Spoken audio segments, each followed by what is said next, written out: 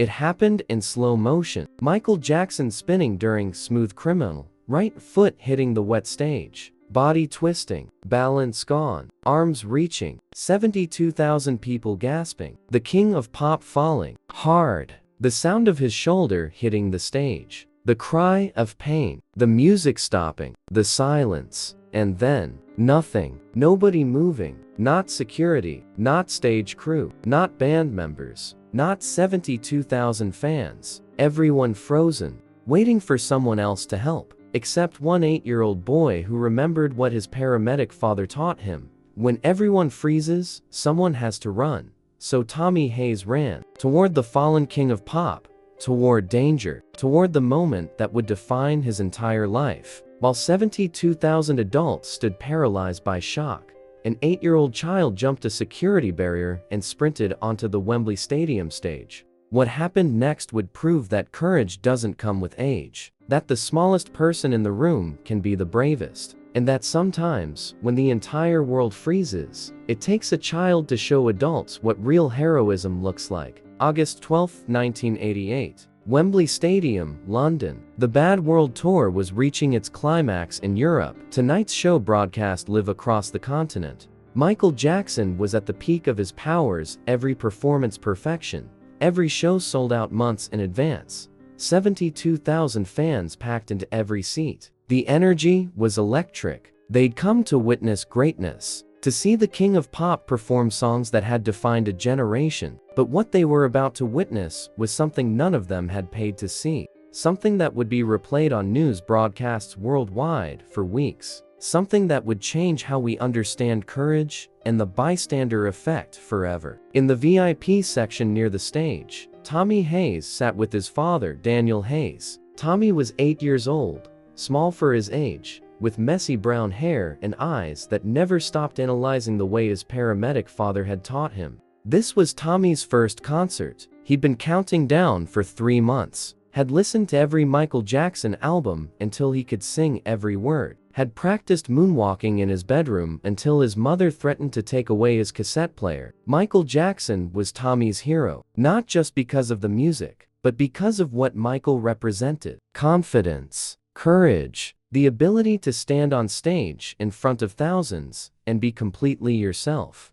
Tommy wanted that, needed that, because Tommy carried something heavy, a memory from 3 years ago that still woke him up at night. A memory of the day his mother collapsed in a crowded shopping mall and nobody helped. But what Tommy didn't know yet was that in 47 minutes, his father's training would be tested in the most public way imaginable. Daniel Hayes was a senior paramedic with London Ambulance Service, 15 years in emergency medicine, responding to every kind of crisis. He'd saved hundreds of lives, lost some he couldn't save. But the loss that defined him happened 3 years ago, in a crowded shopping mall, when his wife Tommy's mother suffered a massive heart attack and collapsed in front of hundreds of people, and nobody helped, nobody moved, nobody administered CPR, nobody even called an ambulance for 8 minutes. Everyone assumed someone else was handling it. By the time Daniel arrived, by the time he realized the call was for his own wife, it was too late. The doctors called it the bystander effect. The more people present during an emergency, the less likely anyone is to help. Everyone assumes someone else will act, so nobody acts. Daniel's wife died because of the bystander effect. That night, holding his 5-year-old son while they both cried, Daniel made a promise. Tommy would never be part of that frozen crowd. Tommy would be the person who runs toward danger when everyone else runs away.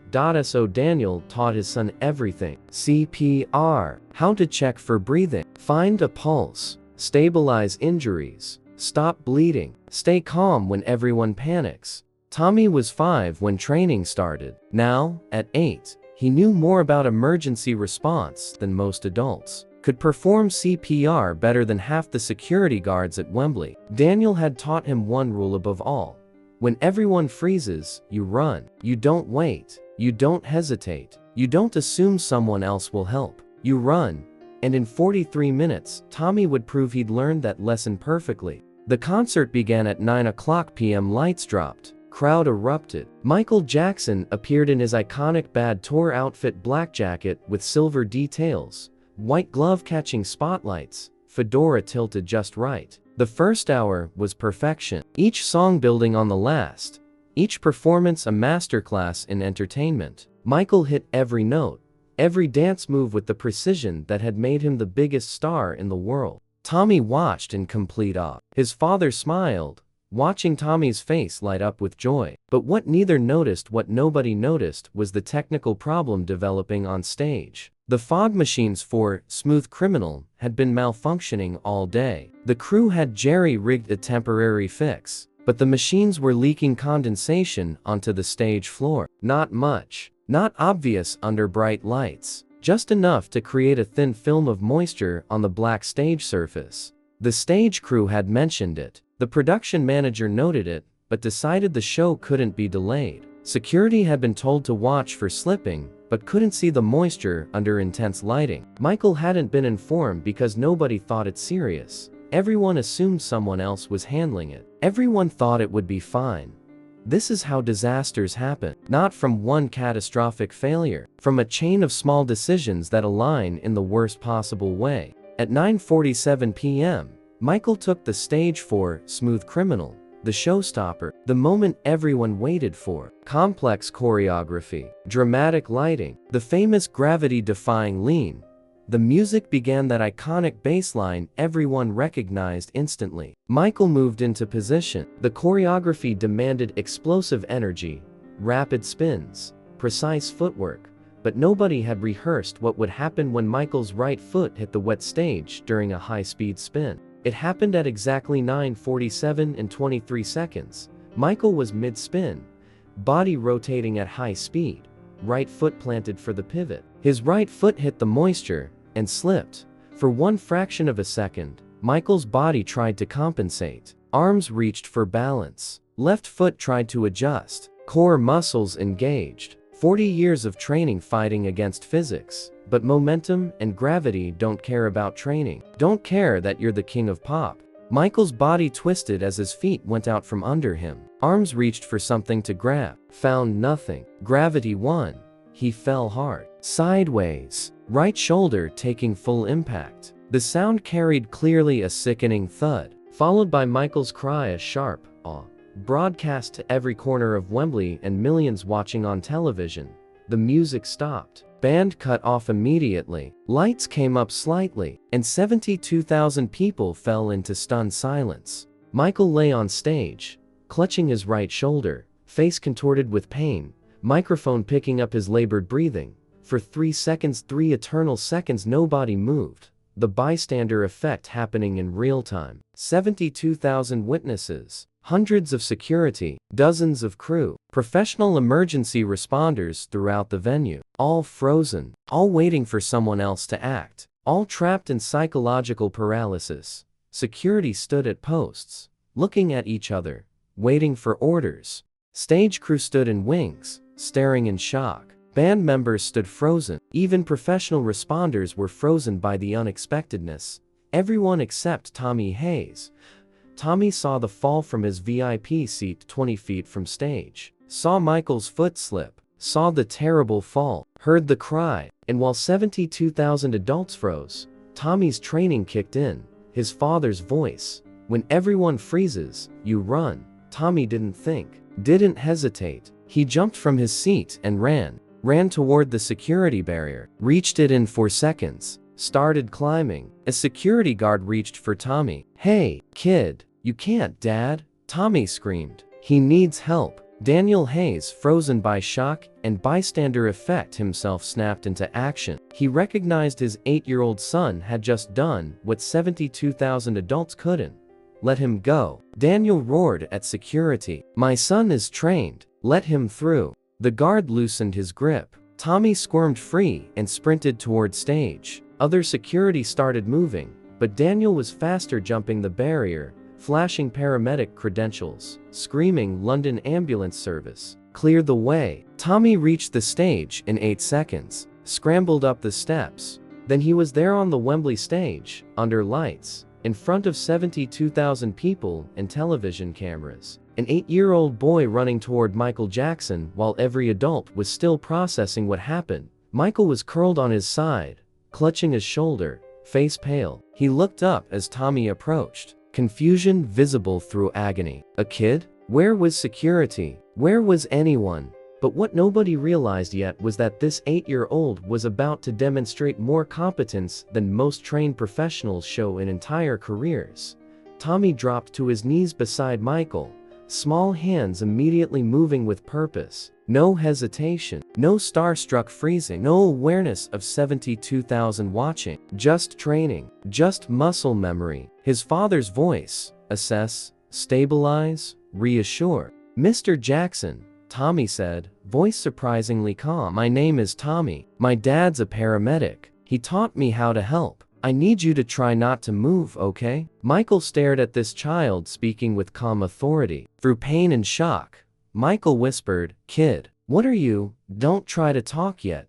Tommy interrupted gently but firmly. "I need to check if you're hurt badly. Can you wiggle your fingers for me?" Michael, on pure instinct, wiggled his right hand fingers. Tommy watched carefully, trained to spot signs of nerve damage or circulation problems. Good. That's really good. Now, does it hurt anywhere besides your shoulder? Just shoulder. Oh, managed through gritted teeth. Okay, I'm going to check your shoulder now. This might hurt a little bit, but I promise I'm being careful. Tommy's hands moved over Michael's shoulder with surprising gentleness and precision, feeling for bone position, checking for fractures, looking for telltale signs of dislocation. The crowd watched in silence. Massive screens showed close-ups of this 8-year-old performing medical assessment with competence of someone 3 times his age. 72,000 people holding their breath. By now, Daniel had reached the stage, medical bag in hand, other paramedics and security finally mobilizing. But he stopped at stage edge, watching his son work, recognizing Tommy was doing everything correctly. "Tommy," Daniel called, voice thick with emotion. "What do you see?" Tommy didn't look up. "Possible dislocation, Dad. No obvious fracture. Circulation looks good. He's conscious and responsive. Probably dislocated when he landed." Daniel felt tears spring to his eyes. His 8-year-old son speaking like a trained paramedic, doing everything right, being the person who ran. "Good job, Tommy. Keep him stable. I'm coming up." Tommy looked back at Michael, whose pain-filled eyes showed something else now. Amazement. This kid knew what he was doing. "Mr. Jackson," Tommy said gently, "we need to get your jacket off so we can look at your shoulder better. This is going to hurt, but I'll be really careful, okay?" Michael nodded, unable to form words. Tommy carefully began removing Michael's iconic jacket. Didn't care about the costume, didn't care out value, cared only about treating the injury. "Talk to me," Tommy said as he worked. "Tell me your name." "Michael." "And where are you, Michael?" "Wembley Stadium, London." "Good. Do you know what day it is?" "Saturday, August 12th. "Perfect. You're doing great." Tommy was checking for confusion, disorientation, signs of head injury. The crowd watched this surreal scene. Stage crew stood frozen. Band members stared in disbelief. Security stopped short, recognizing this child was handling the situation with more competence than they could. Daniel climbed onto stage, other paramedics following. But he approached slowly, not wanting to disrupt Tommy's work. "My dad's here now," Tommy told Michael as Daniel knelt beside them. "He's a really good paramedic. The best. He's going to help you feel better." Daniel put his hand on Tommy's shoulder, a gesture of pride and love. "You did perfect, son. Perfect. Now let me take over, okay?" Tommy nodded and started to move back. But Michael reached out with his left hand and caught Tommy's arm. "Wait," Michael said, voice stronger despite pain. "What's your name?" "Tommy Hayes, sir." "How old are you, Tommy?" 8. 8 years old. "And you know all this?" "My dad taught me. He's taught me everything since I was 5. Michael looked from Tommy to Daniel, understanding passing through his pain-clouded eyes. This wasn't random. This was training. Purpose. "Why?" Michael asked. "Why did you teach him so young?" Daniel's eyes filled with tears. "Because my wife Tommy's mother died 3 years ago when nobody would help her." Hundreds watched her collapse. Nobody moved. Everyone waited for someone else. I swore my son would never be part of that crowd, so when everyone froze tonight, Michael said, pieces clicking together. Tommy ran. Tommy ran, Daniel confirmed, voice breaking with pride. Michael looked back at Tommy. You're the bravest person I've ever met, Tommy Hayes. You ran toward me when 72,000 adults froze. Do you understand how incredible that is? Tommy shook his head. I just did what Dad taught me. When someone needs help, you help. You don't wait. Michael started to cry, then not from shoulder pain, but from something else. From the beauty of this moment. From the courage of this child. I'm never forgetting you, Tommy. Never. You saved me tonight. Not just from injury. You reminded me what courage looks like. Daniel was examining Michael's shoulder, confirming Tommy's assessment. Definite dislocation. Possible minor fracture. We need to get you to hospital for x-rays. The good news is Tommy was right. Circulation looks good. No nerve damage indicators. You're going to be okay. Paramedics were bringing a stretcher. Stage manager was clearing space. Security was finally mobilized. But as they prepared to move Michael, he held up his left hand. Wait, one thing first. He looked at Tommy. Stay with me? Come to the hospital with me, please? I need my hero with me. Tommy looked at his father. Daniel nodded, crying openly. Go with him, son. You earned this. As paramedics loaded Michael onto the stretcher, he kept hold of Tommy's hand. And as they carried him off stage past frozen band, past shocked crew, something unexpected happened. One person started clapping, then another, then a section, then the entire stadium. 72,000 people rose and gave Tommy Hayes a standing ovation. For the 8-year-old who had shown them what courage looks like, who had run when they froze, who had acted when they waited. Tommy sat in the ambulance next to Michael as the vehicle raced through London. Michael, drifting from pain medication, kept squeezing Tommy's hand. Why did you run? Michael asked. Everyone else froze. Why did you run? Tommy thought about his answer, about his mother collapsing, about his father's training, about the promise made over a grave. My mom died because nobody helped her, Tommy said quietly. Lots of people watched. Nobody did anything. I don't want to be someone who watches. I want to be someone who helps. Michael squeezed his hand tighter. Your mom would be so proud of you, Tommy. So incredibly proud. Dad says she's always watching. He says she saw what I did tonight. Then she saw her son be the bravest person at Wembley Stadium. At the hospital, X-rays confirmed shoulder dislocation and hairline clavicle fracture. Nothing career-ending, but serious enough to require 6 to 8 weeks recovery. The Bad World Tour would continue after a 3-week break. Michael refused treatment until Tommy's father arrived. When Daniel walked into the emergency room, Michael grabbed his hand. You raised a hero, Michael said simply. Thank you for teaching him, for training him, for turning tragedy into purpose. You saved me tonight through your son. Daniel broke down completely, all the grief and determination from 3 years pouring out. I just didn't want him to freeze, didn't want him to be someone who watches. He ran, Michael said, while 72,000 froze. Your 8-year-old son ran toward danger to help a stranger. That's the most courageous thing I've ever witnessed. 3 weeks later, when the Bad World Tour resumed in London, Tommy Hayes sat in the VIP section with his father. Same seats, different night. Before performing Smooth Criminal, Michael stopped the show. Ladies and gentlemen, he said into his microphone, 3 weeks ago, something happened on the stage that changed my life. I fell, hurt my shoulder, and while 72,000 people froze, unsure what to do, an 8-year-old boy jumped the security barrier and ran to help me. His name is Tommy Hayes. And tonight, I want you all to meet my hero.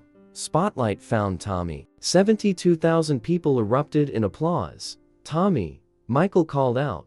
Come up here, please. Tommy made his way to stage, this time escorted by security, and Michael pulled him into a careful one-armed hug.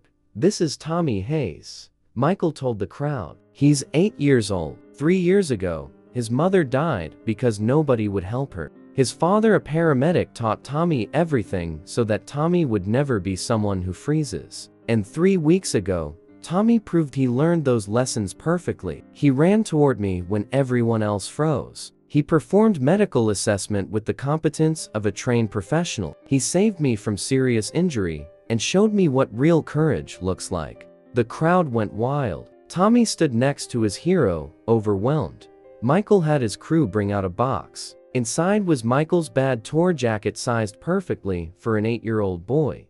"This is for you," Michael said, "for showing me that courage isn't about being fearless. It's about running toward danger when everyone else runs away. You're my hero, Tommy Hayes." Today, Dr. Thomas Hayes is 44 years old. He's an emergency medicine specialist at St. Mary's Hospital in London. He's one of the most respected emergency physicians in the UK. He trains new emergency responders, teaches them about the bystander effect, about how someone has to be the person who runs instead of freezes.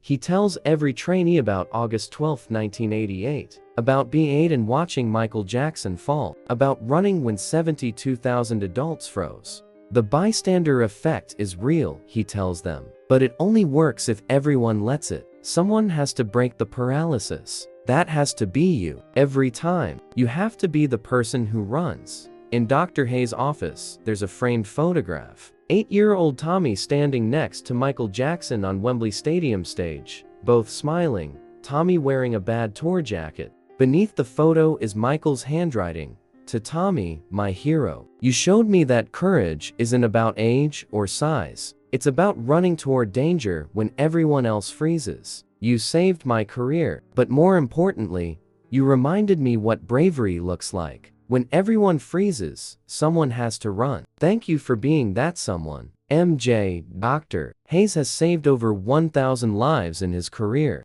but he tells anyone who asks that the most important thing he ever did was run toward Michael Jackson when he was 8 years old. When everyone freezes, someone has to run. Someone has to break the paralysis. Who overcomes the bystander effect? Who chooses action over waiting? Michael Jackson spoke about that night for the rest of his life. "People think bravery is about not being afraid," Michael said in a 1994 interview. "But true bravery is being terrified and acting anyway." Tommy Hayes was 8 years old. He was probably terrified, but he ran. That's real courage. The video footage has been viewed millions of times. It's used in psychology courses to teach about the bystander effect. It's shown in medical schools to demonstrate emergency response under pressure. But for Dr. Thomas Hayes, the most important part wasn't the fame or recognition. It was keeping the promise his father made over his mother's grave. When everyone freezes, someone has to run. And that night, an 8-year-old boy showed 72,000 adults what courage really looks like.